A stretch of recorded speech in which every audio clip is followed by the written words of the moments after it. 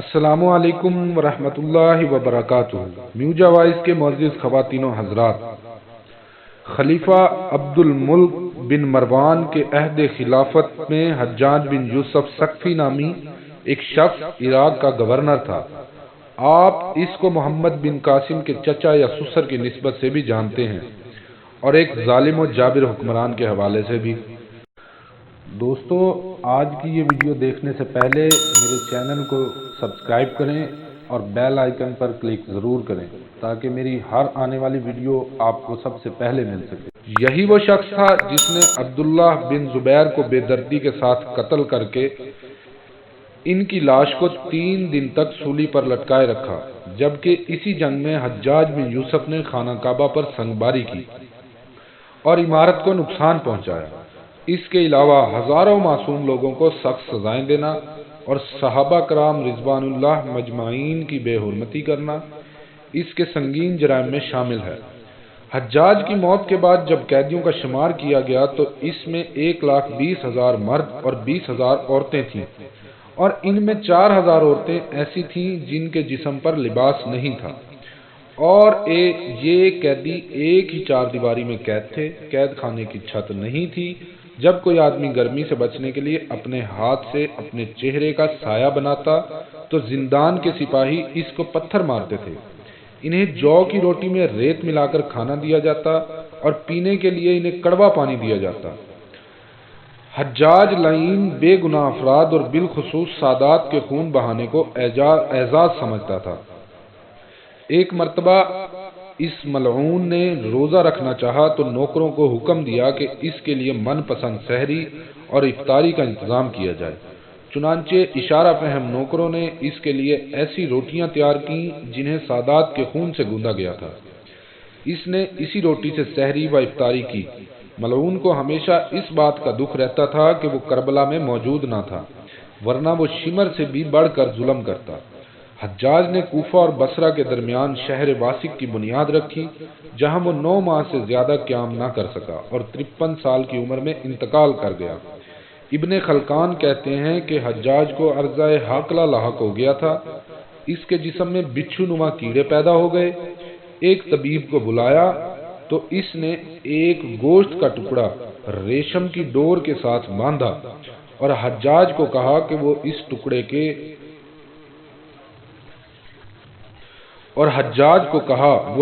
گوشت کے ٹکڑے کو نگل لے۔ حجاج نے گوشت کا ٹکڑا نگلا اور کچھ دیر بعد ریشم کی ڈور سے اس ٹکڑے کو کھینچا تو اس ٹکڑے پر بہت زیادہ کیڑے چمٹے ہوئے تھے۔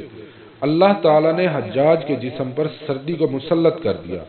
اس کے اطراف میں دن رات کوئلوں کی انگیٹھیاں جلائی جاتی تھیں، لیکن وہ پھر بھی سردی سے چلاتا رہتا تھا۔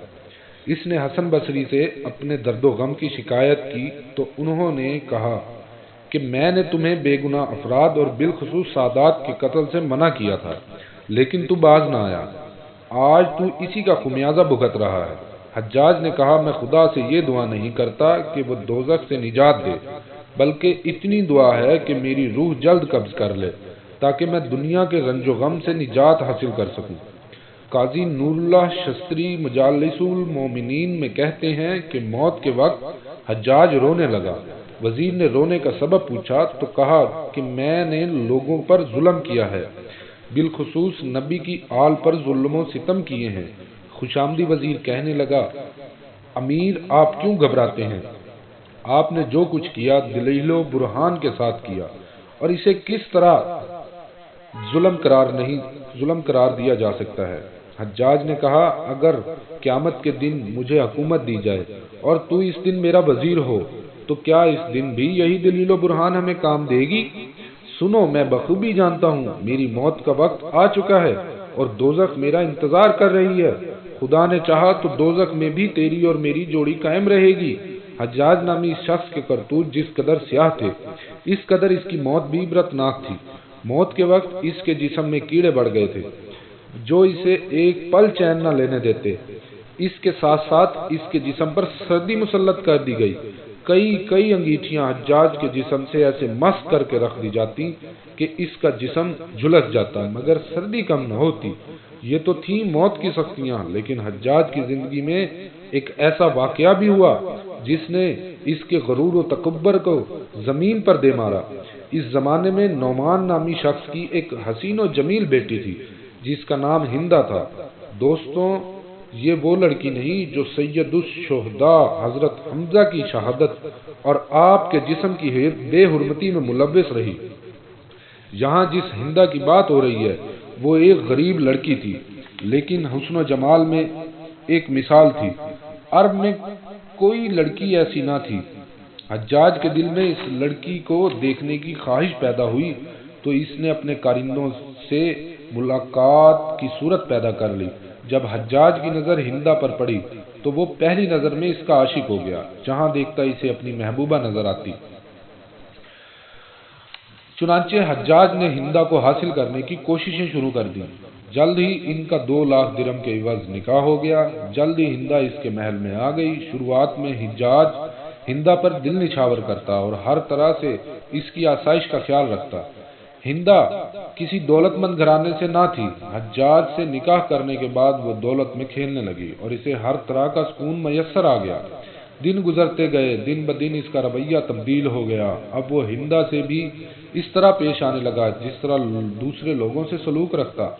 آہستہ آہستہ اس کے دل سے حجاج کی محبت ختم ہونے لگی اور وہ حجاج کو مصیبت سمجھنے لگی۔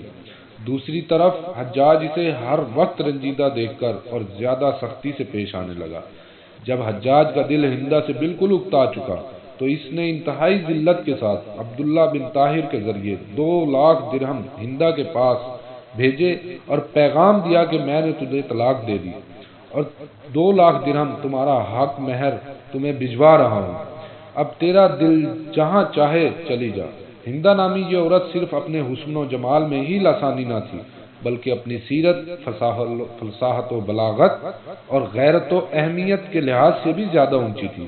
جب اس نے عبداللہ بن طاہر کی زبان سے یہ الفاظ سنے تو کہنے لگی، اے قاصد، تیری زبان مبارک ہو، تو نے مجھے بڑی زبردست خبر سنائی۔ میری خوش قسمتی اس سے زیادہ کیا ہو سکتی ہے کہ میں نے ایک بد مزاج اور خونخوار انسان کی قید سے رہائی پائی۔ یہ 2 لاکھ درہم جو اس نے بھیجے ہیں، اس خوش خبری کے عوض میں تجھے بخشتی ہوں۔ یہ میری طرف سے تیرا انعام ہے۔ طلاق کے بعد ہندا اس محل کو چھوڑ کر اپنے عام سے گھر چلی گئی۔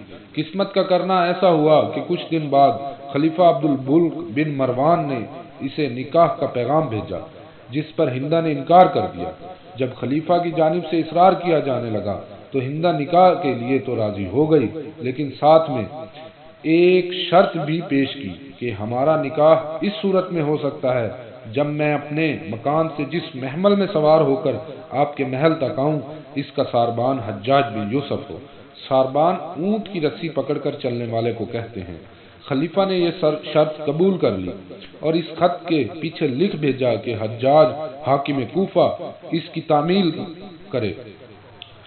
حجاج نے جب یہ رکا پڑھا تو دم بخود رہ گیا، اس کی کیا مجال کہ حکم عدولی کرے۔ ناچار وہاں سے روانہ ہو کر ہندا کے مکان پر آیا، اور ہندا اور اس کی سہیلیاں جب اپنے اپنے محمل میں تھیں تو حجاج اپنی پوری پوشاک میں محمل کے قریب آیا اور ساربانوں کی طرح پے برہنہ اونٹ کی مہار پکڑ کر چلنے لگا۔ ہندا کی سہیلیاں تمام راستے اس کو چھیڑتے رہے۔ جب شاہی محل قریب آیا تو ہندا نے ایک سونے کا سکہ قصدن پھینک دیا اور ساتھ ہی ساربان کو آواز دی کہ اے ساربان، ہمارا ایک چاندی کا سکہ زمین پر گر گیا ہے، اسے اٹھا دو۔ حجاج نے مہار روک لی اور سکہ اٹھایا تو وہ چاندی کا نہیں، سونے کا سکہ تھا۔ بولا، حضور، یہاں چاندی کا نہیں بلکہ سونے کا سکہ ہے۔ ہندا نے اس کے ہاتھ سے وہ سکہ لیا اور اپنی سہیلی سے کہنے لگی کہ یہ میری قسمت ہے کہ میرے ہاتھ سے چاندی کا سکہ گرا، لیکن بعد میں وہی سکہ سونے کا بن گیا۔ حجاج یہ بات سن کر بڑا خفیف ہوا، مگر خلیفہ کی بیوی کے سامنے دم مارنے کی جرت نہ کر سکا۔ کہتے ہیں کہ ایک عورت سے ذلیل ہونے کا دکھ حجاج بن یوسف کو اس کی ساری زندگی ستاتا رہا۔ ہماری دعا ہے کہ اللہ تعالی ہمیں ظلم سے بچائے اور لوگوں کے ساتھ حسن سلوک سے پیش آنے کی ہدایت دے۔ السلام علیکم ورحمۃ اللہ وبرکاتہ۔